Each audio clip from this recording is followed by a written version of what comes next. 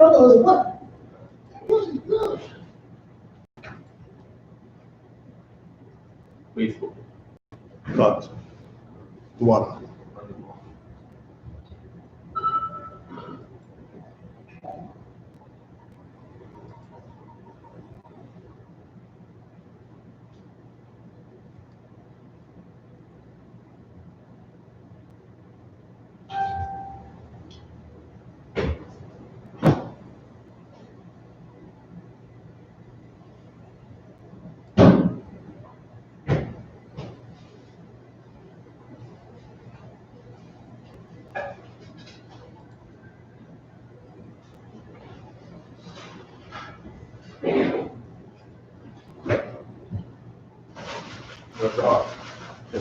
God. God.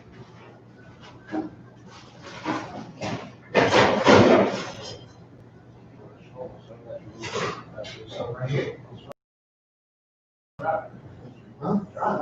Oh, yeah?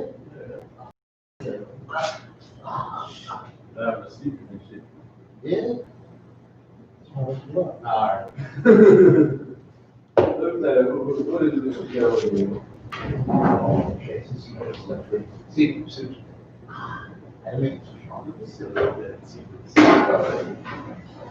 Shalom, Israel, preaching officer, Sha'al holding it down for preaching officer, Shalom. And we all know that this is Tuesday Brotherhood classes. Clap it up.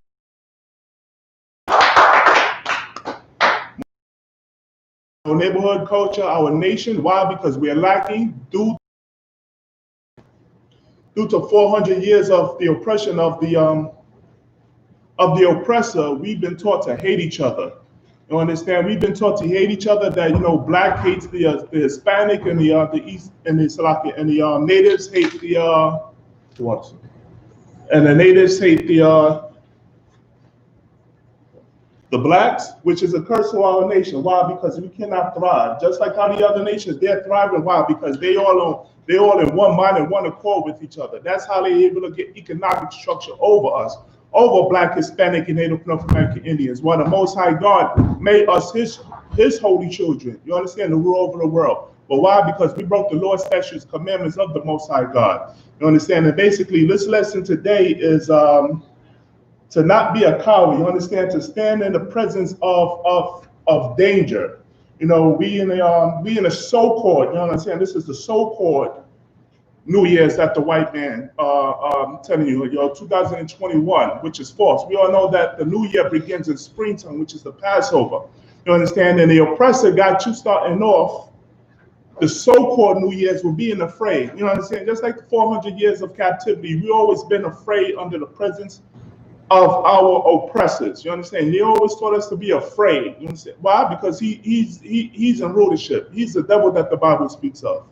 But we're going to go into some scriptures to show you that the Most High did not give us the spirit of fear. You understand? Fear is something that's contagious within our nation. Like how we always say, our motto in I.S.U.P.K said, we want no cowards. You understand? Right. We want no cowards here. Why? Because being a coward is what led us into captivity. Your Christian church, you understand, your pastors are cowards. Why? Because they join hand in hand with the white man.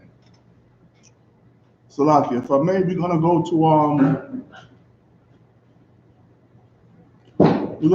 go into Matthew chapter 10, verse 28.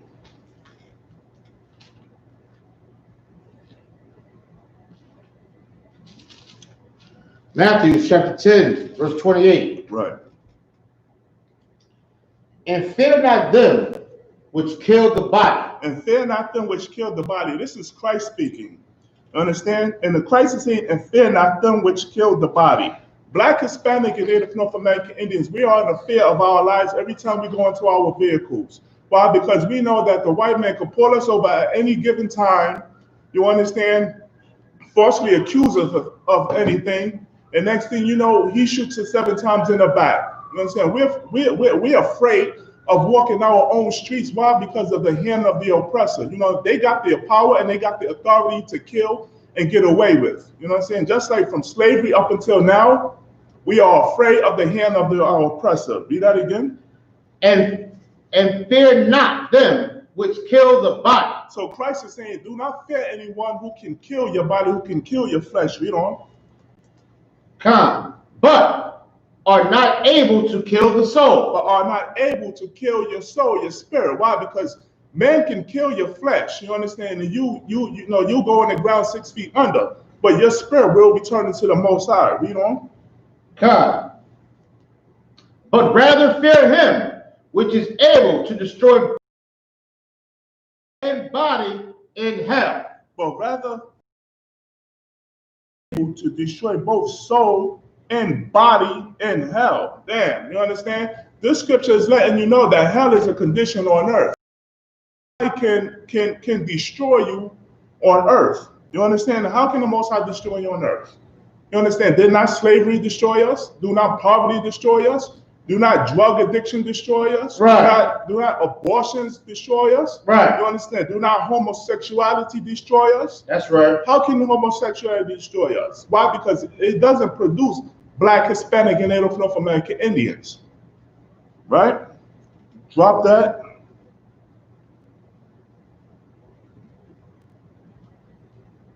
And let's go to Matthew chapter 8, verse 26. I may need you to skip up a couple of chapters.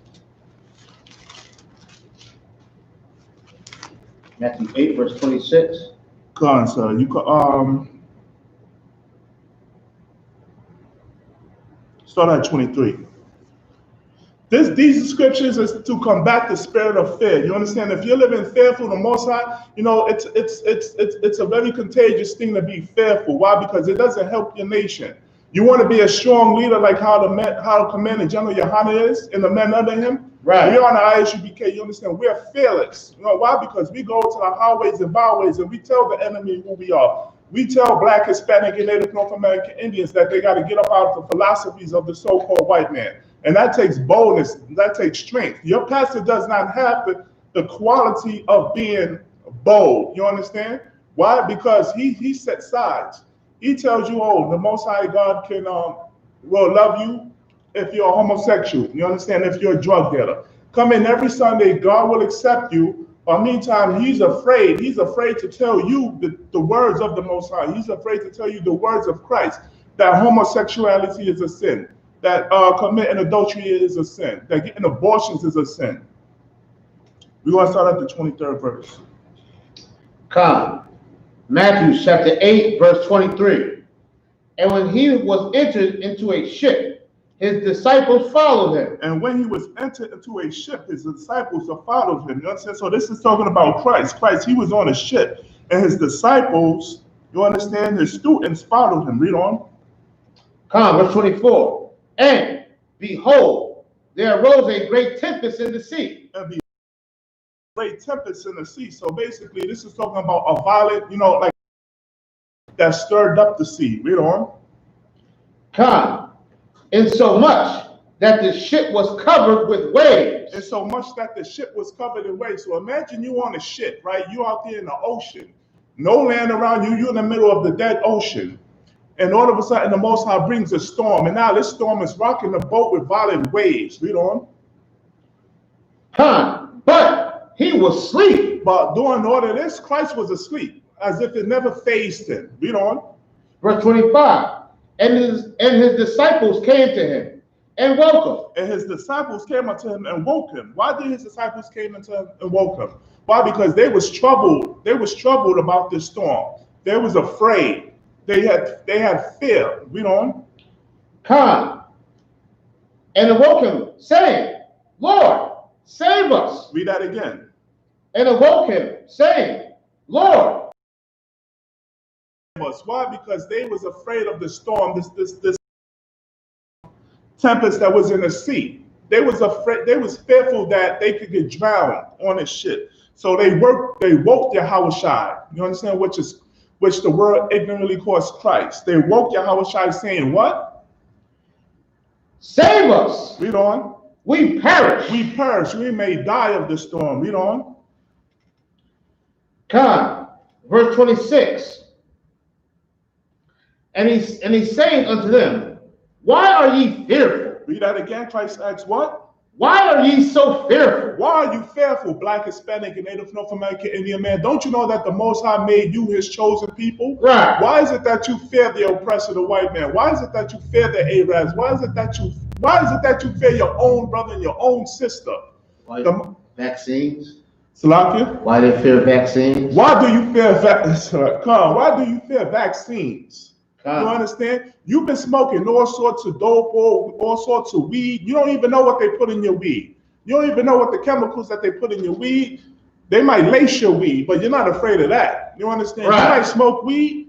You understand? And next thing you know, somebody might put some stuff in there where you can never get off that. You understand? Your life is destroyed. And I know people who went through that.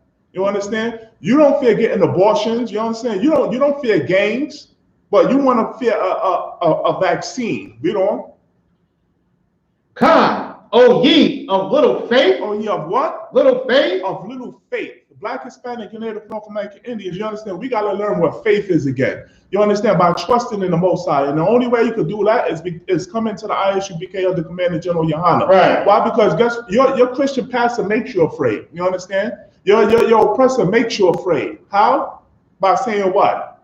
Oh, the vaccine, you know, don't trust in the vaccine. You don't know what the vaccine is made out of. You know, but guess didn't you get vaccines when you was a small child? Didn't your parents give you vaccines as a small child to help you prevent from getting certain types of diseases? Right. Any more on that? Come. Then he arose and rebuked the winds and the sea. And he arose and rebuked the winds of the sea. Read on. And there was a great calm. And there was a great calm. You understand? Christ, he rebuked the winds and he rebuked the sea, meaning that the winds of the sea, you understand, obeyed him. And the tempest became calm. The whole point of the story is that Christ told the disciples not to be fearful, but to have more faith. And living in these last days, when it seems like everything is against the odds of Black, Hispanic, and Native North American Indians, the Most High wants us to have faith. You understand why? Because the Most High promised Abraham, Isaac, and Jacob that he was going to make us a great, strong nation again. And we're living in the times where we have to have faith. We have to not be fearful. We have to not be cowards. Why? Because the Most High is showing his great power on earth. You understand? By the COVID-19. You understand? The COVID-19 was meant to destroy our enemies. But why we get it also? Because we're breaking the law, statutes, commandments of the Most High God. The Most High God wants us to be separate. You understand? Let's go to Deuteronomy chapter 7 and 6.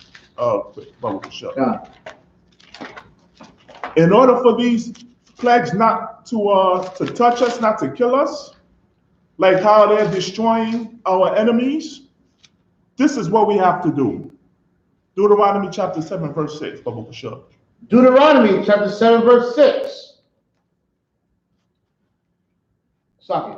For thou art an holy people unto the Most High. Telling us that we are a holy people. What does holy mean? Holy means to be set apart. Quadash in Hebrew. Holy means quadash, to be separate. How we are separate? Why? Because out of all nationalities on this earth, the Most High gave us his word, which is the Bible. And what is contained in the Bible? The culture that he gave to Black, Hispanic, and Native North American Indians, his laws, statutes, commandments, which makes us separate from the other nations. You understand? The other nations don't have a dietary law. You understand? That's why we got COVID-19, because the Asians are out there eating pangolin and bat and all that other badness. You understand? The other nations is the reasons for this. Why? Because they don't have the law. But mainly why? Because the Black, Hispanic, and Native North American Indians, we fell out of power. Why? Because we didn't want to accept the fact that we are a holy people. Right. We wanted to emulate the other nations. You understand? We wanted to have a God. We wanted to serve gods just like how the other nations do it. You understand? We wanted a president. We wanted to vote. You understand? We didn't want to be governed and ruled by the Most High God, Yahweh. That's why we're in the predicament we're in. Read that again. Come.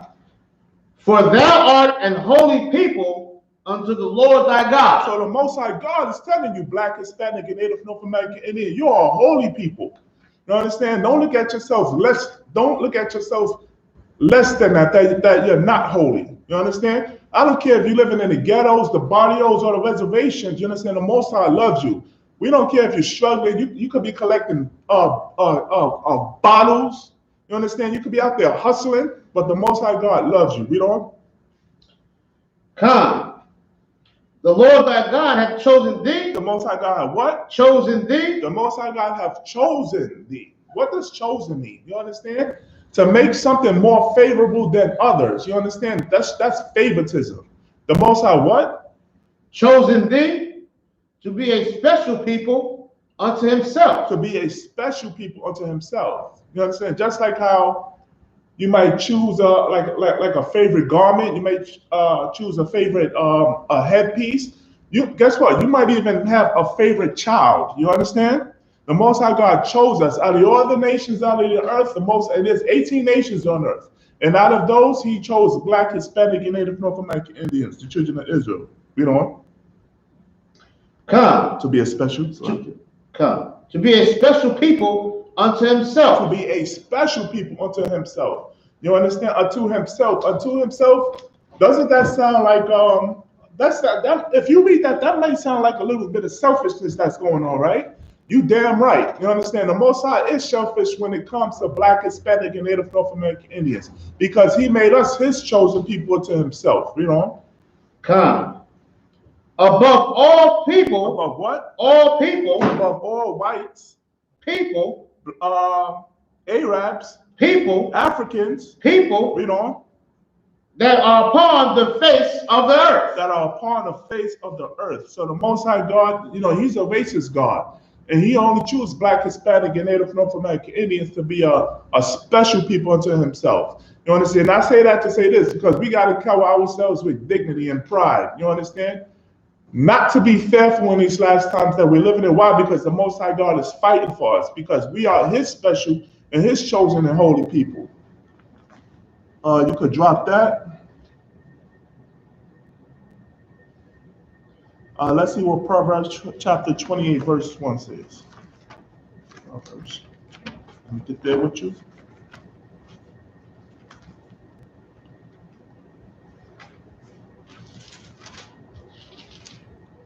Proverbs chapter 28, verse 1. Come. Proverbs chapter 28, verse 1.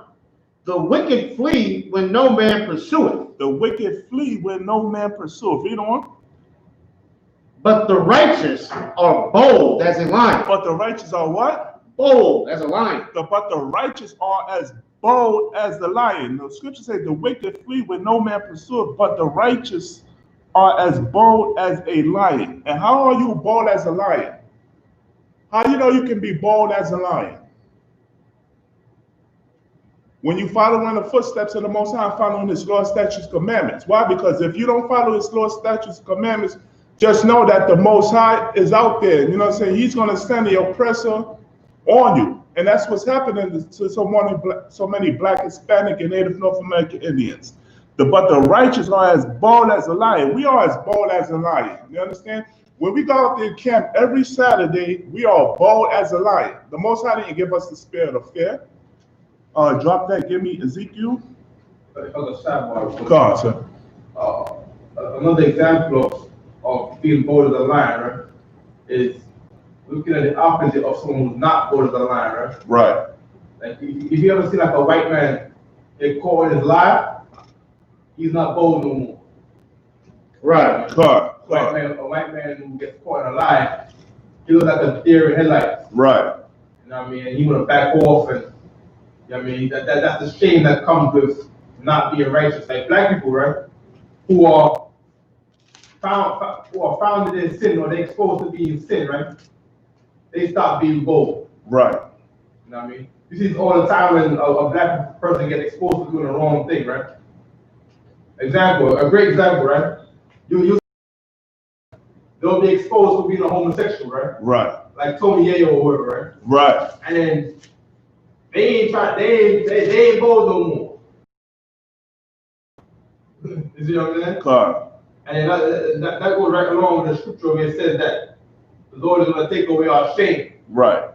Lord, all our unrighteousness and all our sin make us a shameful people. One day we're going to be bold as lions. God. That's what we do in Y.A.H. Most High in Christ. Damn right. Damn right. Let's go to Ezekiel chapter 3, verse 1. Ezekiel. Ezekiel chapter 3, verse 1. Ezekiel chapter 3, verse 1. Moreover, he said unto me. What's your thought? Moreover, he said unto me, Son of man, eat this roll, and go speak unto the house of Israel. So this is the Most High God, and he's given Ezekiel, you understand? He's given Ezekiel, which is a priest and prophet of the Most High, you understand, which he's a leader of the Most High during this time, and over Israel, and he's telling him to go and eat this roll. You understand? To go to the house of Israel and to go eat this roll, right? And this is exactly what the Most High did to the I.S.U.P.K under Commander General YAHANNA. When he told the priests and prophets to eat this roll, meaning to study this Bible. What is the roll? The roll is the Bible. You understand? We got to eat this Bible. We got to study this Bible to front and back. Why? Because this is our lifestyle. You understand? This is what gives us life. While out there, there's death. You out there, when you're out there celebrating New Year's, you understand, a false New Year's in the dead of winter, that's death out there. Understand? But the Most High commanded us to eat this roll, which is the Bible, to learn this Bible, to learn these laws, statutes, and commandments, so that we could go out there and teach Black, Hispanic, and Native North American Indians. Read on.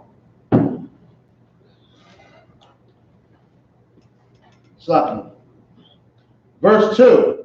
So I opened my mouth, and he caused me to eat that roll. So I opened my mouth, and he caused me to eat this roll. You understand? He caused me to eat that roll, which is the Bible. So Ezekiel, he had to study this Bible. He had to learn this Bible. He had to live it. You understand? There's another thing why you're saying you're an Israelite, but are you living it? You understand? Are you following the Lord's statute commandments? Are you being a brother towards your brother? Are you being a sister towards your brother? You understand? Read on.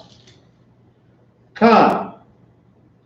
And he said unto me, Son of man, cause thy belly to eat and fill thy bowels with this roll that I give you, that I give thee. Then did I eat it, and it was in my mouth as honey for sweetness. And it was in my mouth as honey.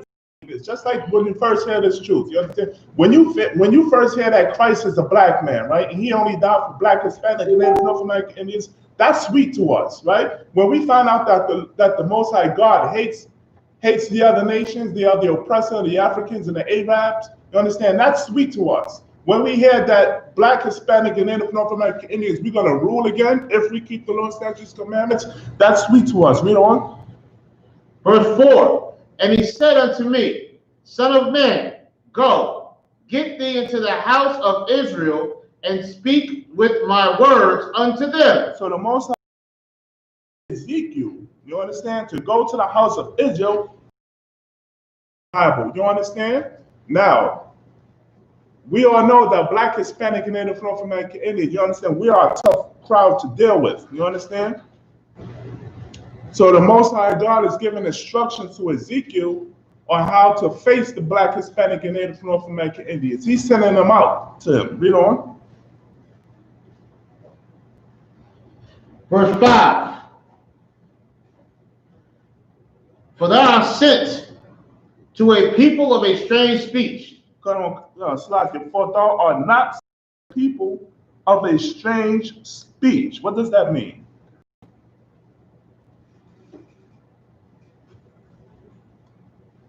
For thou art not sent to a people of a strange speech and of a hard language. Can anybody on the line answer that? I'll give you a minute.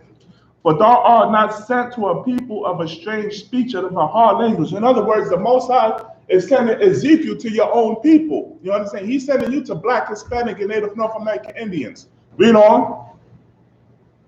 Come. And of a hard language, but to those of Israel. But to the house.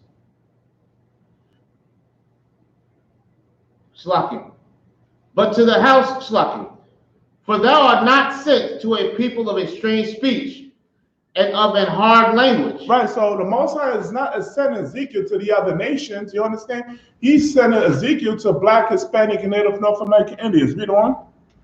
But to the house of Israel. But to the what? the house of Israel. But to the house of Israel. Read on, verse 6.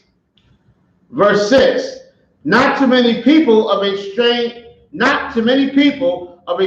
speech and of a hard language, whose words thou cannot not understand.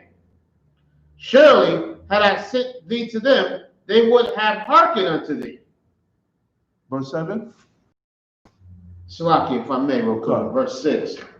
You know, what the Most High God said to Ezekiel is that, you know, if he did send them to the people of another language or of a hard speech, that they would listen to him. You know what I'm saying? Right. Because Israel is stiff-necked and hard-headed. You know what I'm saying? In order to do the job that Ezekiel's doing, you have to be bold. You got to be courageous. You know what I'm saying? Right. You can't be a sucker. You know what I'm saying? Because it's not an easy job going out there speaking to people that don't want to be spoken to. Right. So the Most High God definitely let him know that if you go to these, if I would have sent you to the Asians, to the Africans, to the China, to white folks, they'll listen to you. Right. You know what I'm saying? Right. But your own people will not listen to you. Exactly. You know what I'm saying? You want to drop down to verse 8? God.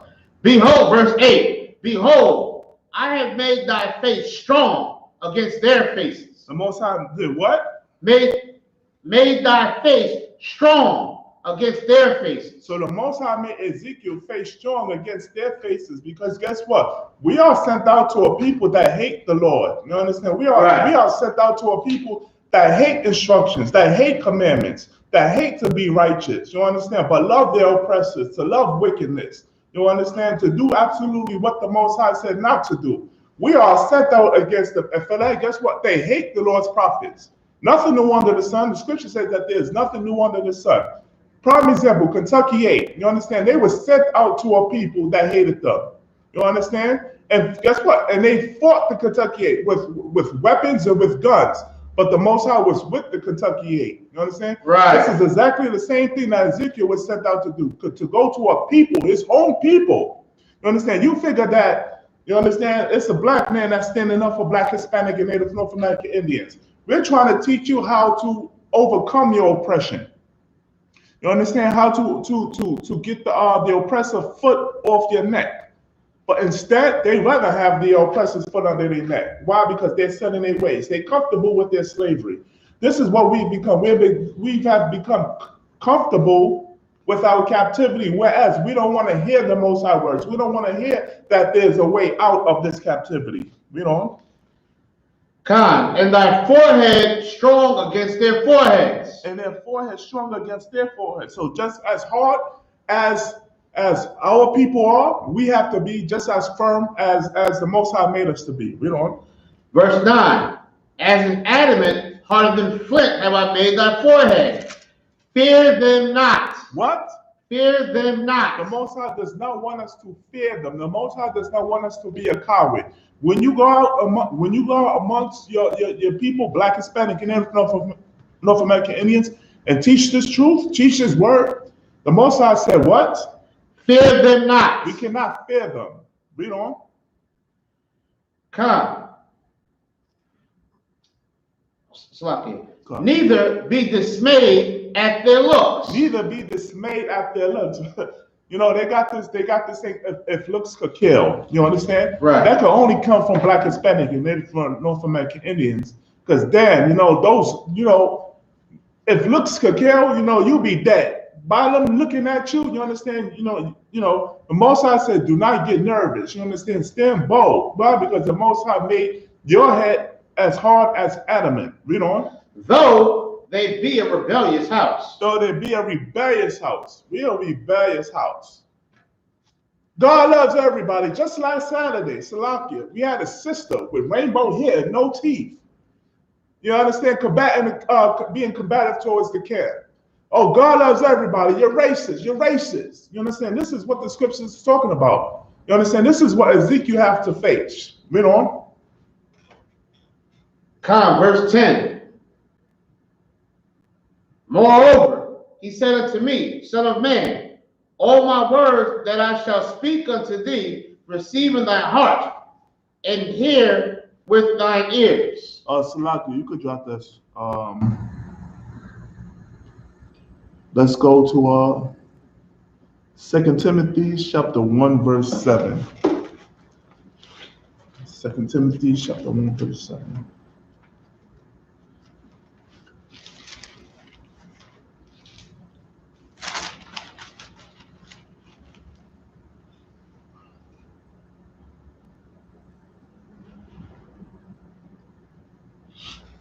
Second Timothy chapter 1, verse 7.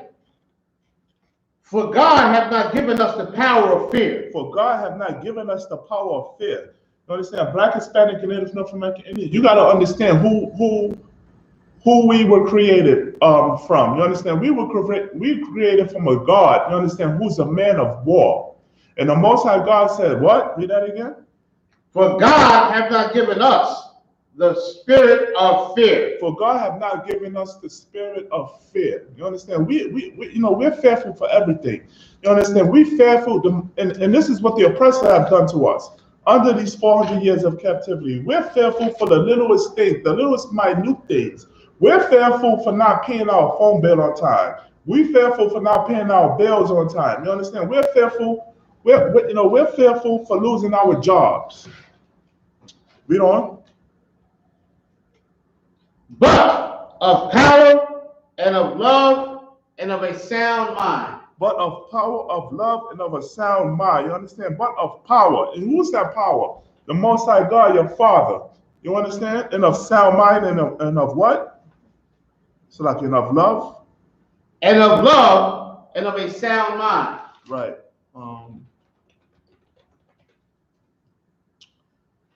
We're going to drop that. Let's go to Genesis chapter 20, verse 1.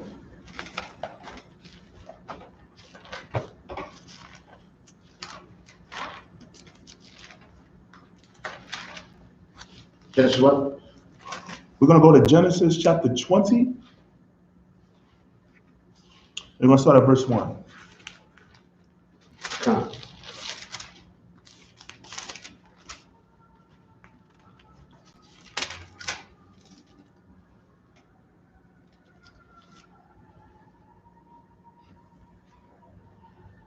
Genesis chapter 20, verse 1.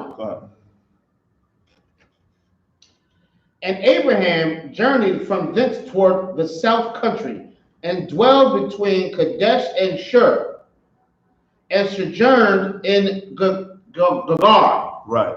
So now this is talking about Abraham. You understand that Abraham, he's a part of our forefather, Abraham, Isaac, and Jacob. You understand now our forefathers. And this is the story of Abraham. And we're going to go into why that we should not fear. You understand? Why we should be not cowards. Read on. Come. And Abraham said of his wife, said of Sarah, his wife. And Abraham said of Sarah, his wife. So Abraham, his wife named Sarah. He has a wife, and his wife named Sarah. Read on. She is my sister. She is my what? Sister. She is my sister. But Salakia, you understand?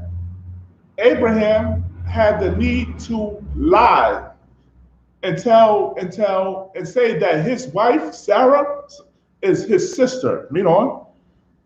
And Abimelech, king of Gerar, sent and took Sarah. Oh, so okay, so this is your sister.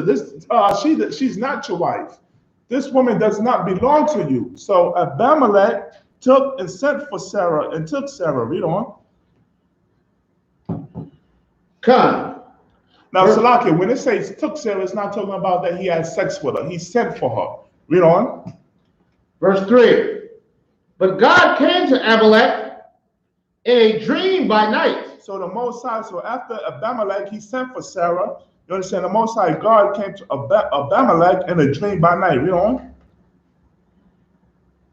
And said to him, Behold, thou art but a dead man. Behold, but thou art a dead man. You understand why the Most High said that? Because Sarah is not really Abraham's sister, but his wife. Read on. Come, for the woman which thou hast taken, for she is a man's wife. For she is a what? Man's wife. For she is a man's wife. Read on. But Abimelech had not come near her. But Abimelech had not come near her, meaning that Abimelech did not have the chance to sleep with her, to have sex with her. Read on. Because if it wasn't for the Most High coming to Abimelech in a dream and saying, thou art a dead man, he would have had sex with her. You understand? Sarah might have fought off, and guess what? He most likely he would have raped her. You know, it would have led to rape. Why? Because Sarah knew that Abraham is her husband. Read on. Come. But Abimelech. What verse? Verse 4. But Abimelech had not come near her, and he said, Lord, wilt thou slay also a righteous nation? Read on. Verse 5. Said he not unto me, she is my sister? And he said not unto me, is she my sister? You understand? So there's a reason why Abraham, we're going to find out why Abraham had to lie to Abimelech by saying that Sarah was his sister. Read on. Come. And Slack. And he said not unto me, she is my sister, and she, even herself, said, he is my brother. So Sarah also was in on this. You understand? What Sarah had to tell Abimelech, but no, this is not this is my brother. Read on. In the integrity of my heart and the innocency of my hands, have I done this? Read on. Verse 6. And God said unto him in a dream, yea, I know that thou didst this in the integrity of thy heart, for I also withhold thee from sinning against me. Right.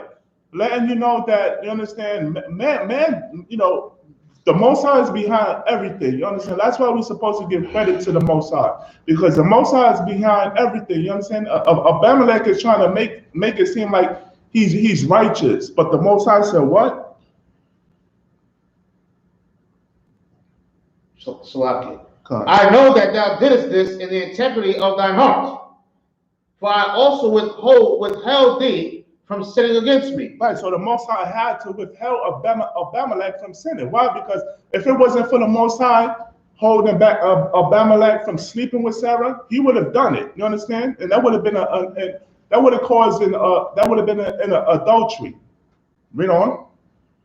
Therefore suffered I thee not to touch her. Read on. Verse 7.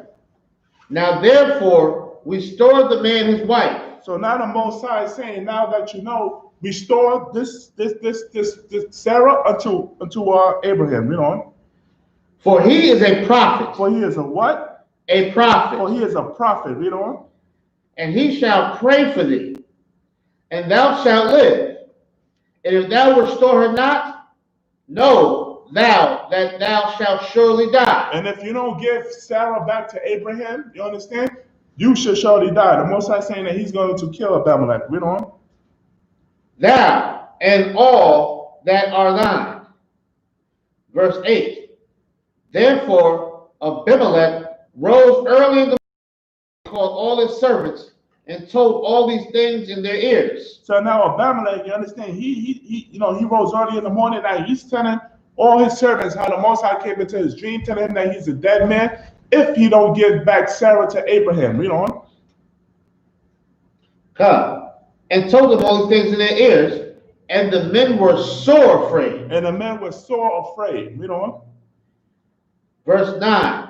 Then Abimelech called Abraham and said unto him, what hast thou done to us? Now listen to this. Then Abimelech called Abraham and asked him, what thou hast done?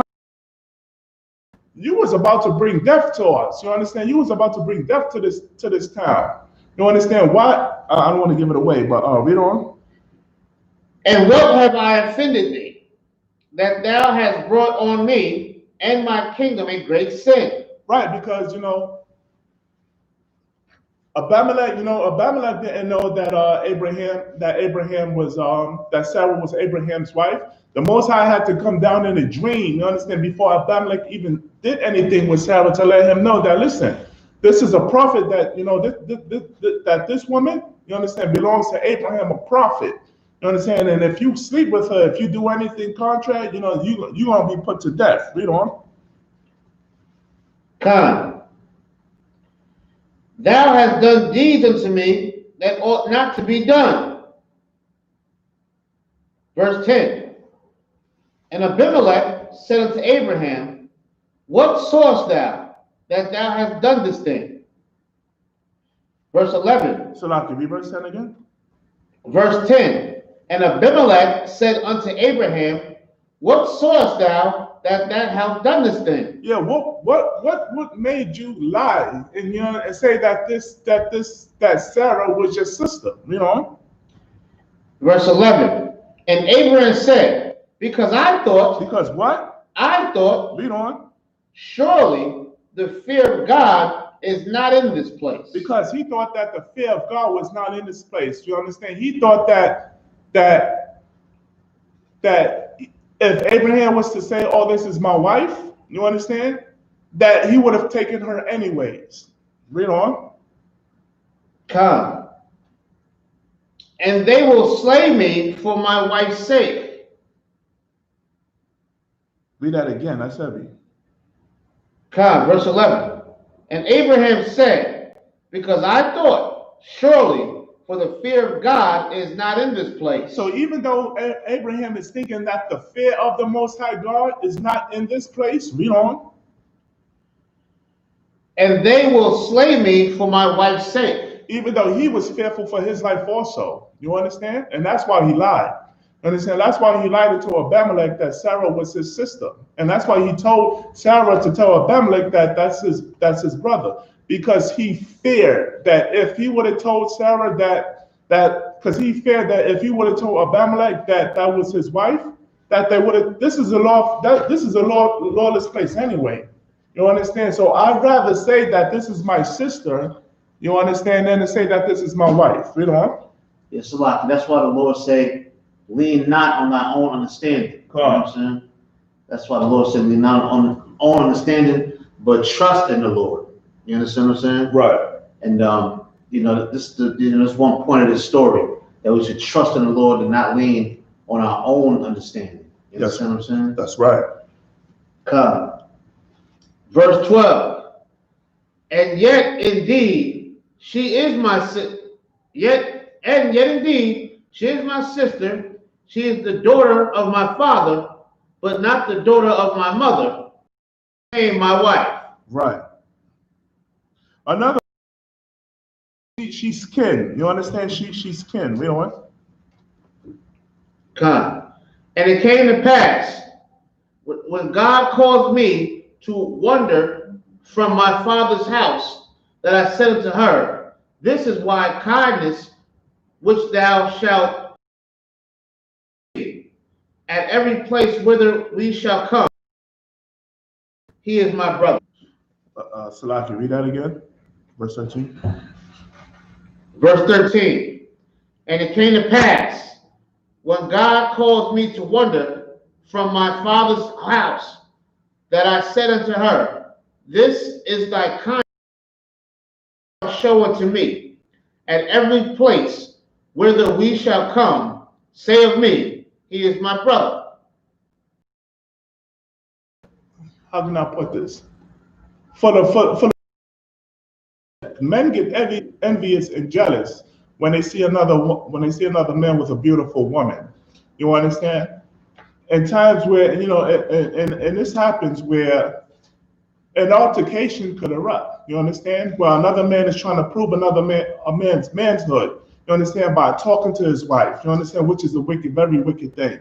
You understand? I know a story, Salaki, not to get off track, but I know a story that I heard that there was a brother who went to this club, right? Salaki, it was a Jake who went to the club, and all he was doing in the club was trying to get other brothers' wives.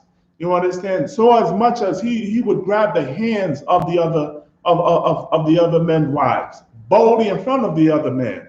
You understand? And this the same thing in this case. You understand? Where Abraham fears that his wife is so beautiful that she could be taken, but he thinks that he might have a little bit of mercy if he just says that, no, this is my sister. You know? But not knowing Salaki, but not knowing that by you lying, it could go both ways. You understand? Where you really hurting Sarah by lying. You know? Verse 14. But Abimelech took sheep and oxen and men servants and women servants, and gave them unto Abraham, and restored him Sarah his wife. God, so he returned Sarah back to Abraham. Read on. Verse 15. And Abimelech said, Behold, my land, dwell where it pleaseth thee. Verse 16. And unto Sarah he said, Behold, I've given thy brother 1,000 pieces of silver. Behold, he is to thee a covering of the eyes, unto all that are with thee, and with all other. Thus she was reproved. God, read on. Verse 17. So Abraham prayed unto God, and God healed Abimelech and his wife and his maidservants, and they bare children. Right, so you could drop that. So basically, the moral of the story is that you understand, you don't have to be fearful. You understand? Salakia. Go to Deuteronomy chapter 20, verse 1.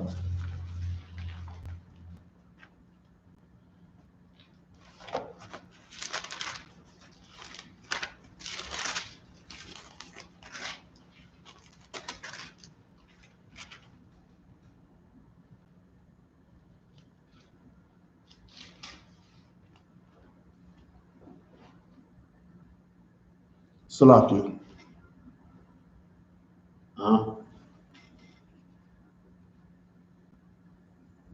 Drop that. We're gonna go into Apocrypha. Give me the story of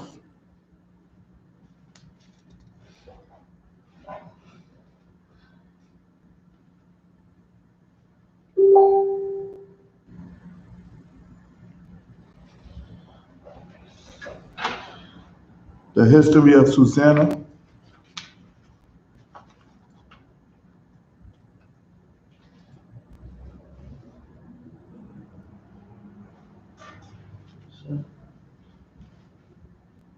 The history of Susanna.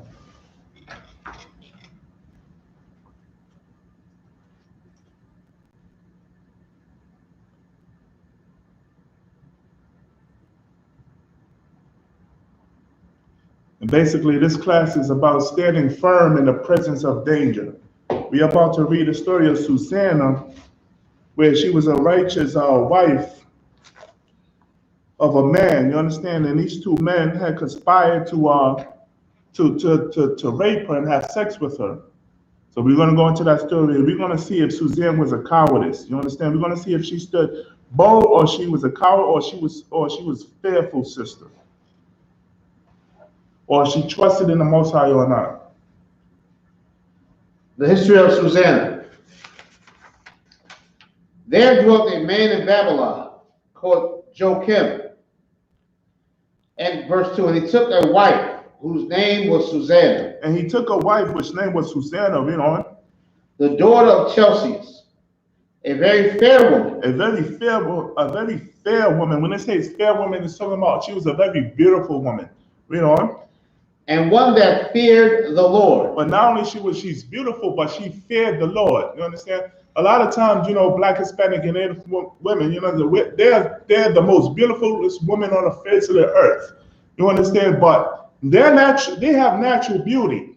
You understand? But for some reason, they think of twerking, you understand, and going on strip holes, you understand, and living and being promiscuous, you understand, adds on the beauty, which it doesn't. You understand? You can be beautiful, just as beautiful, but fear the Lord.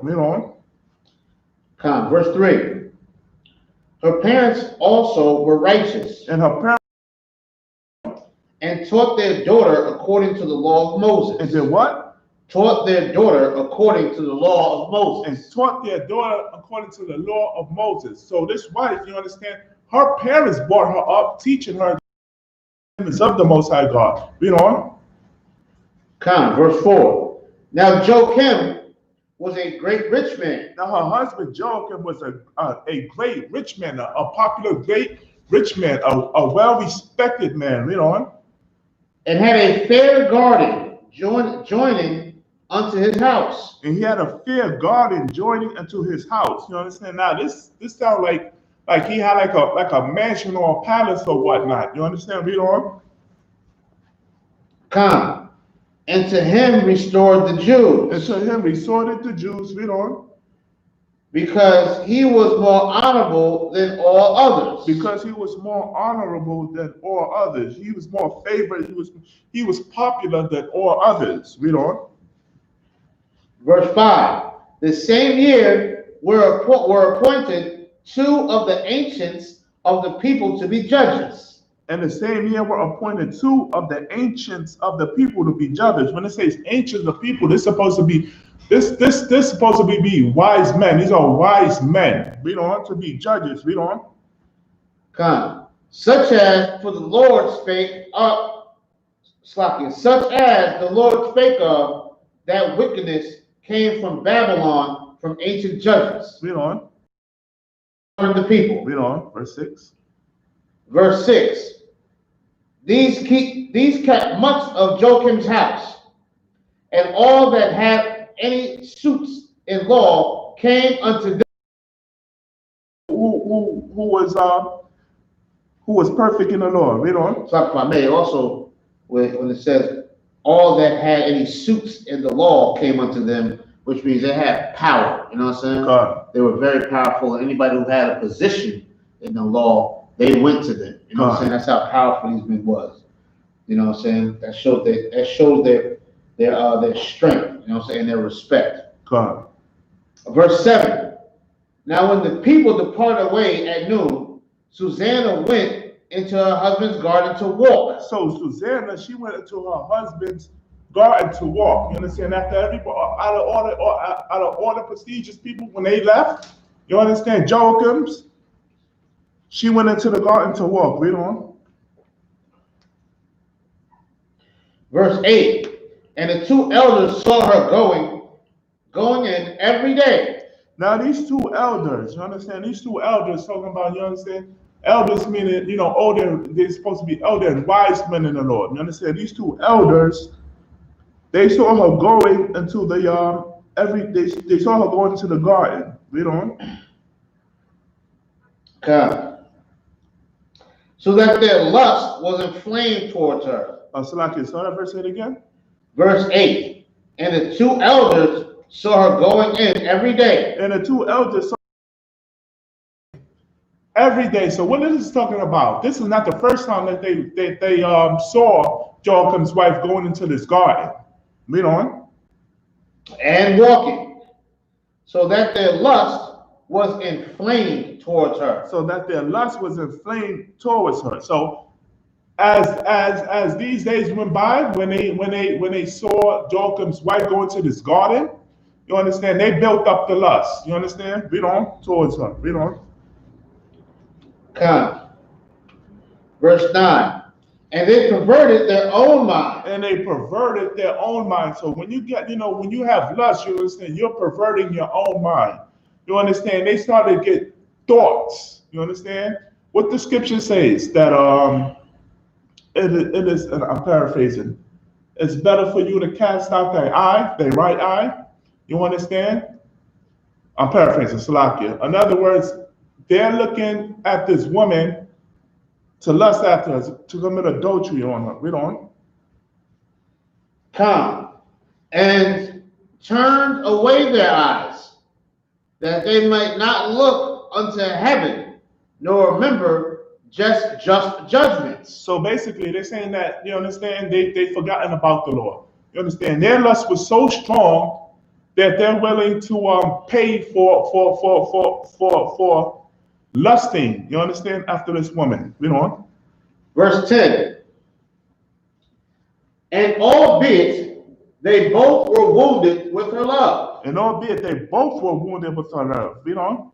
Yet does not one show another his grief? Does not, Slakia, yet does not one show another his grief. So both of them, they're lusting after Joachim's wife in his garden, right? And they have so much lust, you understand, that they're willing to forsake the laws of the Most High, Lord, statutes, commandments.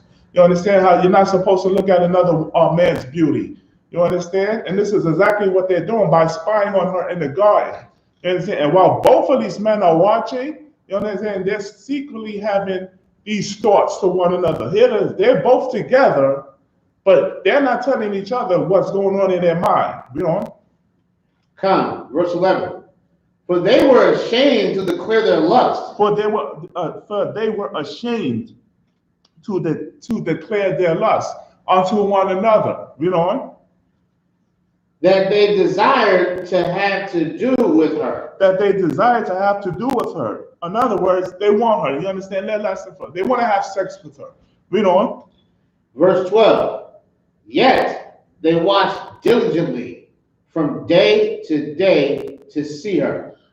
Yet they watched diligently from day to day to see her. So, I mean, wow, man. So Salaki, so what? Sun goes down at what, like 6:45? They was there at 6:45 waiting for her. You understand? To go into that garden just to lust after her. You know? Verse 13. And the one said to the other, let us now go home, for it is dinner time.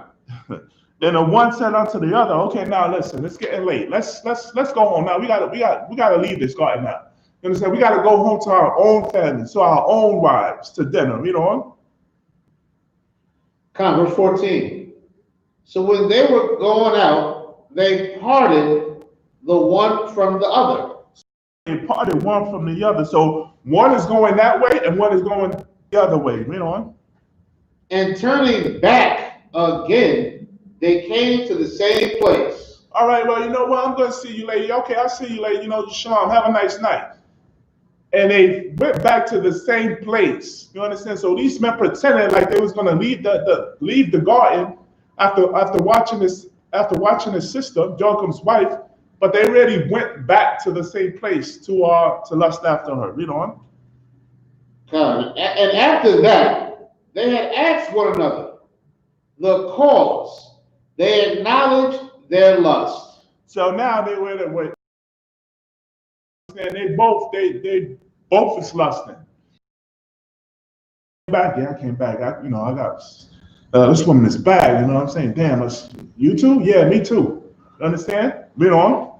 So now they was in on it together. They acknowledged their lust towards this sister. Read on. Then appointed they a time both together, when they might find her alone. Now this is this is what lust do. You understand? Last week we went over the class of how to fighting your temptation. Not fighting your temptations is unbrotherly. You understand? They're not fighting their temptations. You understand? Now they're acting unbrotherly. You understand? To this brother Joacham's wife. Read that again. That last precept. Then appointed. Slacking. Then appointed time both together, when they might find her alone. Now this lust is going beyond. You understand? Now they want to find now. You understand where they can find her together alone with them. Read on. Verse 15. And it fell out as they watched a fit time. She went in as before with two maids only. Read on. Desirous to wash herself in the garden, for it was hot. For she was desirous to wash herself in the garden, for it was hot. So now, you understand? Which means what? Now she's naked. You understand? Now she has no clothes on. Why? Because she's bathing herself. Read on. Come. Verse 16. And there was nobody there save the two elders. And there was nobody there save the two elders. So there was only her in the garden bathing. She was naked, and these two men that was lusting after her. Read on. That had hid themselves. What? Hid themselves. And they hid themselves. They hid themselves so they won't be seen. Read on. And watched her. And watched her. Read on. Verse 17. Then she said to her maids, bring me oil and washing balls, and shut the garden doors that I may wash me. Read on. Verse 18. They did as she bade them, and shut the garden garden doors are shut, you know, with these men hiding inside. And went out themselves at privy doors to fetch the things that she commanded them. You know. But they because they were hid. And these maids, you understand, they was well hid. You understand, they were hid, you know. Verse 19. Now when the maids were gone forth, the two elders rose up and ran unto her. Now when they thought that the coast was clear, these maids was gone, they did what? Rose up and ran unto her. Rose up and ran unto her while she was bathing, while she was naked. You understand? This is so unbrotherly. You understand why? Right. Because they was in the house of Joachim, a man of the Lord. You understand? Who welcomed these two men in, and this is what they did to this is what they're doing to their brother. Read on. God said, verse 20. Behold, the garden doors are shut. These garden doors are shut. It's only me. It's only us three alone. Read on. That no man can see us. That no man can see it. No man can see you. It's only us in here. Read on. And we are in love with thee. And we were lusting after. You understand? We've been seeing you for the last couple of weeks, days. You understand? We are in lust with you. You know. Read on. Therefore, consent unto us and lie with us. Therefore, consent unto us and lie with us, to have sex with us. You understand? Obey us, listen to our rules, and lie with us, have sex with us. Salaki, also, that just shows the spirit of how homosexual they really was. First of all, this is a man's wife, right? And they willing to run a train on this righteous sister. You understand what I'm saying? Right. It shows you how wicked and disgusting and evil they are. These two judges got the same spirit as these Christian pastors and these imams and pimps and drug dealers and everything else that's wicked out there. You understand what I'm saying? God, Most High Christ, let it be known to you. You understand, Black, Hispanic, and North American Indians. While you glorify rap videos, while you glorify these rappers and taking other men's wives, just know that it's borderline. It is homosexual. You understand? When a man wants to put his rod where another man's rod was. You understand? That's what homosexual, that's the homosexual lifestyle. Read on. Yes, and Khan. If I may real quick, and just think about the sisters you might know in the world that would allow men to run trains on them. Right. And they got a man. Right. You understand what I'm saying? And they got a man. Most sisters in the world would cower over and allow this to happen. Right. You understand what I'm saying? Right. Now, of course, we're gonna see if Susanna is a righteous sister, like a UPK sister, or is she a sister in the world? You know what I'm saying? And not only does you understand glorify this, but guess what? Women too. You understand? Cardi B, Megan Stallion, right? City girls, they glorify this. Read on. Verse 21. And that will not, we will bear witness against thee. And if thou will not lie with us, we will bear witness against thee. Read on. That means they're gonna lie on it. You know what I'm saying? Continuation of verse 21. That a young man was with thee. That a young man was with, that we found the young man with you. That we found you having sex with another man. That we found you committing adultery against your husband. Meanwhile, all the time, these two men want to have sex with Joachim's wife.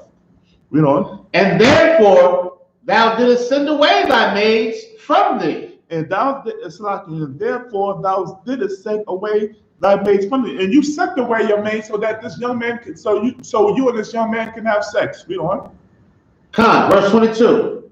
Then Susanna sighed. You understand? She sighed. Damn. Now I'm in a situation. What am I gonna do? You understand? These two men, these two elders, these two men that know my husband. You understand? These two men are in my husband's garden. I'm bathing naked. You understand? What am I gonna do? These are two men of power. These are not just average men. Right. They in the house, but these are two men that if they speak, people listen. Right. So these are two very powerful men. You know what I'm saying? And Susanna's just, Susanna. You know what I'm saying? Right. So if these two men speak, people gonna listen. You understand what I'm saying? So she's in a real hard place right now. Right. You know what I mean? So verse 22. Then Susanna sighed and said, I am straitened on every side. I am straightened on every side, meaning that, Salakia, She's screwed. she's screwed on every side. Then what am I going to do? You understand? You got these two powerful men that's well known that whatever they say goes, you understand, by law. What you know, who's going to believe me, Susanna? Read on. Come. I am straightened on every side. For if I do this thing, it is death unto me. It is what? Death unto me. It is what? Death unto me. If I do this thing, if I consent with them, you understand, if I lie with them, it is death unto me. Why? Because remember, Susanna was brought up by her parents, you understand? And they taught, and Susanna's parents taught her the law. So in that, Susanna knew that thou shalt not commit adultery. Right. Which is another man is not allowed to sleep with another man's wife. Right. And adultery is also when a woman, a married woman, is not to sleep with another man. You understand? She has to sleep with that man, her husband. Read on. Come. Slakia. Verse 22. Come. For if I do this thing, it is death unto me. It is death unto me. If I commit adultery, it is death unto me. Read on. By law. Read on. Slakia. And if I do it not, I cannot escape your hand. And if I don't sleep with these two men, I can't escape their hands. Why? Because these are two men of power. Read on. Come. Verse 23. It is better for me to fall into your hands and not do it than to sin in the sight of the Lord. It is better for me to fall into your hands. What does that mean? It is better to fall into your hands, meaning that she's not saying that it's better for her to sleep with these men. She's saying that it's better for them to lie, that she was found with another man, but right. not to sleep with them. Read on. Right, come. Verse 24. With that to send a cry. Salaki, so can you read that verse 23 again? Verse 23. It is better for me to fall into your hands. It is better for me to fall into your hands. It's better for you to lie that you found me with the young man in his garden. Read on. And not do it. And not do it. And not to sleep with you. You know, and not to sleep and commit adultery against my husband by sleeping with these two men. Read on. Come. And not do it, then to sin in the sight of the Lord. Then to sin in the sight of the Lord, to give in into adultery by sleeping with these two men. Read on. Verse 24. With that Susanna cried with a loud voice. Susanna did what? Cried with a loud voice. She cried with a loud voice. Read on. And the two elders cried out against her. And the two elders cried out against her. Now, you understand, it's very lawful. You understand that for a woman, for a sister, if you black, Hispanic, and North American Indian, predicament, you understand? Most High forbid, if you find yourself where you was about to get raped, you understand? The scriptures, I'm paraphrasing, Salakia. It says that it's righteous for you to cry out. You understand?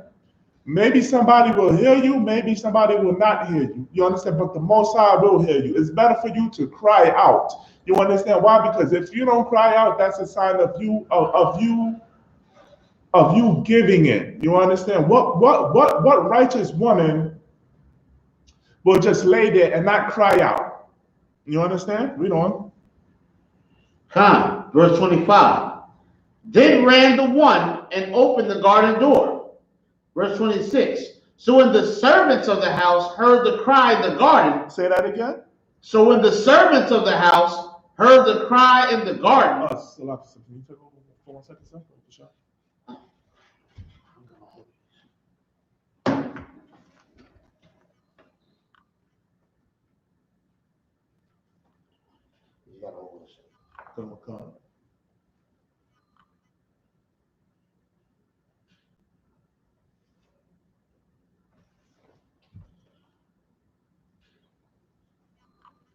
So like I'm a pastor, class of preaching officer, YAHANNA.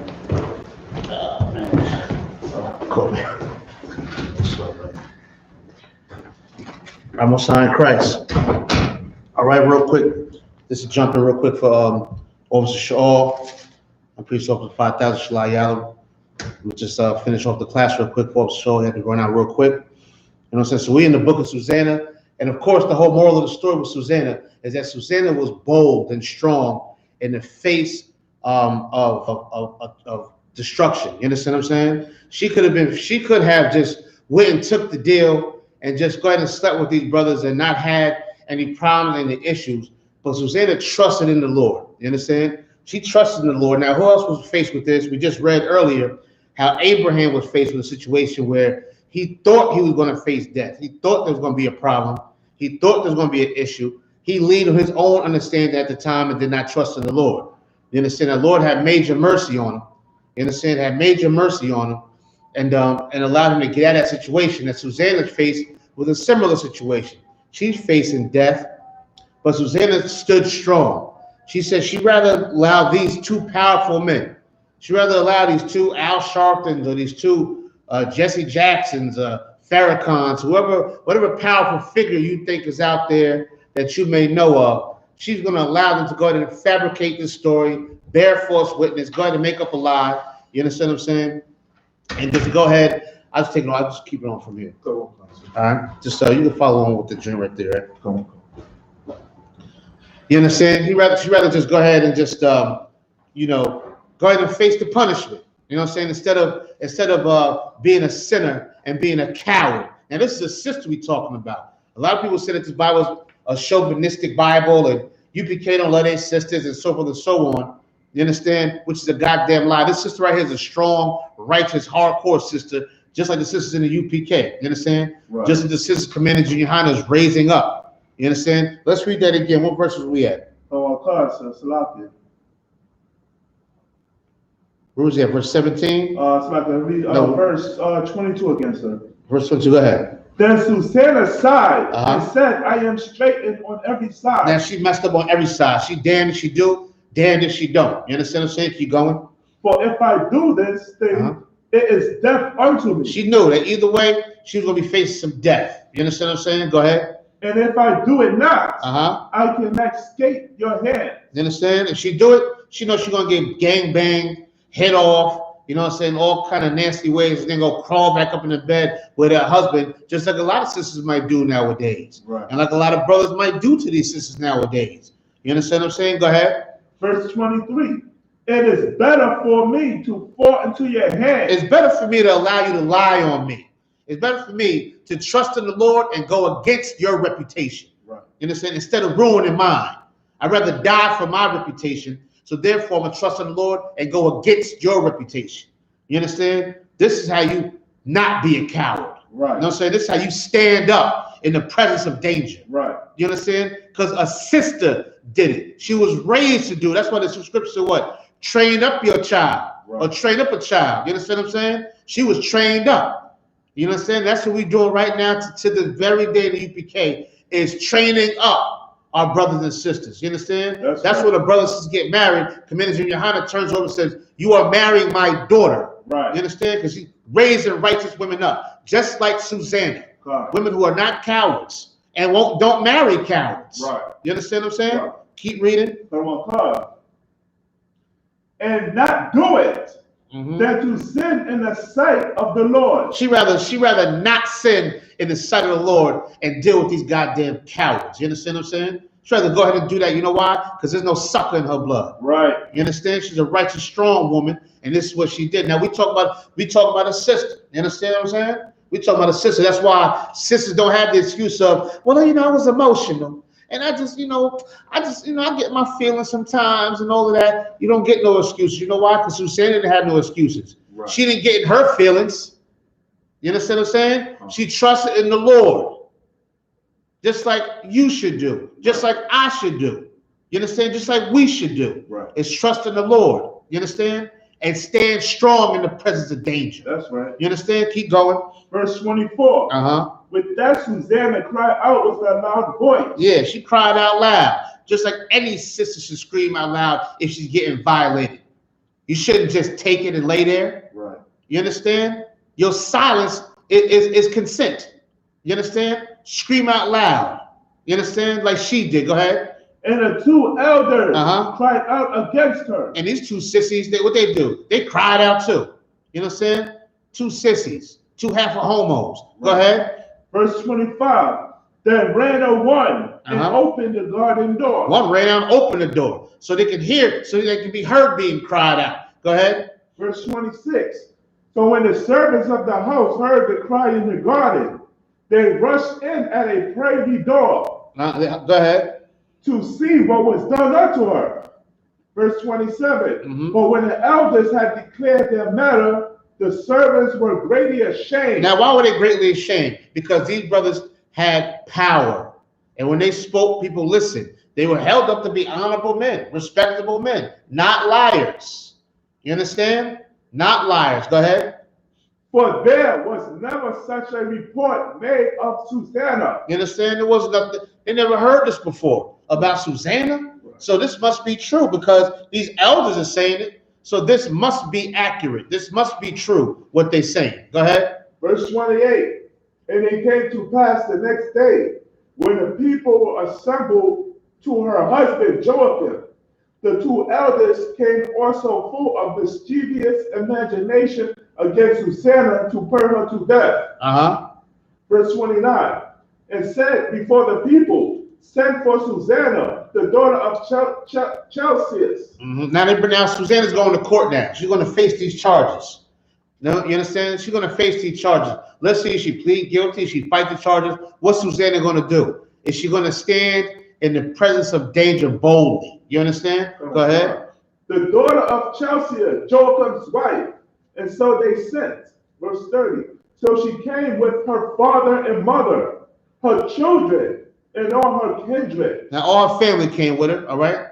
Just like, man, a lot of families go with the defendant to court and so on and so on. Go ahead. So this verse right here saying that Joachim and Susanna, they had children of their own. Come. Verse 31. Now Susanna was a very delicate woman and beauteous to behold. Now we all know that Susanna looked good. She was a fine sister. You understand? You can just imagine. Beauty's in the eye of the beholder. So whatever you think is beautiful, that's what she was. All right? Go ahead. Verse 32. And these wicked men. These what? Wicked men. Go ahead. Commanded to uncover her face. They wanted to still see her face. Go ahead. For she was covered, that they might be filled with her beauty. This is how freaky they was. They were so freaky that they wanted to just see her face. That's how fine she was. These freaks wanted to get a hard on in court, just to see, just lift her thing so we could see her face. Right. That's how freaky they was. That's how lust driven they was. You understand? And since she wouldn't allow them to fulfill their lust, they're willing to put her to death for it. Right. But she's willing to fight against it. Go ahead. Verse 33. Therefore her friends and all that saw her wept. Verse 34. Then the 2 elders stood up in the midst of the people and laid their hands upon her head. Verse 35. And she weeping looked up toward heaven. She did what? Looked up toward heaven. No, she ran out the door. Looked up toward heaven. She got scared and bowed down. Looked up toward heaven. She looked up towards heaven. Go ahead. For her heart trusted in the Lord. Say it again. For her heart trusted in the Lord. No, she was scared. For her heart trusted in the Lord. No, she's going to sleep with these men any goddamn way. For her heart trusted in the Lord. She trusted the Lord. And that's what you got to do in order to stand in the presence of danger, to be bold, to be courageous. Right. You understand? To live a heroic type of lifestyle. You got to trust in the Lord. You understand? And we read this story right now about Susanna. Guess what? This is brotherhood and sisterhood. Right. Her strength has been passed down thousands of years. People have been reading about this. Christ read about this. You understand? Paul and Peter and Mark and Matt, they read about this. Luke read about this. You understand? They read about this strong sister. You understand? It ain't just us now just reading it right now. You know what I'm saying? This thing's been passed down. Right. This is how you show sisterhood, by being strong and trusting the Lord and standing in the presence of danger. That's right. Not getting weak, not getting sissified, not being a coward, not letting your imagination run wild, not doing all of those things, but trusting in the Lord. That's right. Trusting in the Lord is brotherly. That's right. Trusting in the Lord is sisterly. Right. You understand? by you trusting the Lord and people watching the Lord work with you is encouraging other people to do the same damn thing. Right. You understand? To do the same damn thing. Now we ran out of time. We don't got time to read the whole story of Susanna, but go back and read the story of Susanna. It's a very courageous story. You understand? The sister has so much gall and so much spirit in her that like you said, we read about it thousands of years later. Right. You understand? Now you got to make up in your mind, is somebody going to read about you thousands of years later? They can. You understand? They can. But in order to do that, you have to be able to stand in the presence of danger and be bold in the presence of danger. You understand? With that, we're going to pass the class with the priest over Shaw. Clap for the class.